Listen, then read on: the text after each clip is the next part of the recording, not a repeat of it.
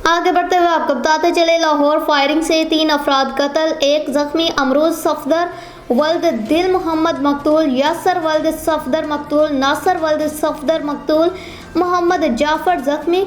मोहम्मद इमरान साकनान पट्टा चौक लाहौर जो के बेगम कोट आए हुए थे और पेशी पर सेशन कोट बजरिया रिक्शा नंबर LEU 7824 पर जा रहे थे। जब सगिया रावी पुल पर पहुंचे, 4 कस उस्मान वल्द रमजान और 3 कस नामालूम 2 मोटरसाइकिल पर आए, जिन्होंने रिक्शा पर फायरिंग कर दी, जिसमें सफदर, यासर और नासर मौका पर वफात पा गए, जबकि मोहम्मद जाफर जख्मी हो गया, जिसको म्यू अस्पताल पहुंचाया गया है, जबकि मोहम्मद इमरान महफूज रहा। जराये के मुताबिक मकतूलीन 302 के मुकदमा में पेशी पर रिक्शा पर जा रहे थे, जिन्हें रास्ते में मुलजिमान ने फायरिंग करके कत्ल कर दिया और मौका से फरार हो गए और ताहाल मुलजिमान की शनाख्त न हो सकी है। पुलिस की भारी नफरी मौका पर पहुंच गई।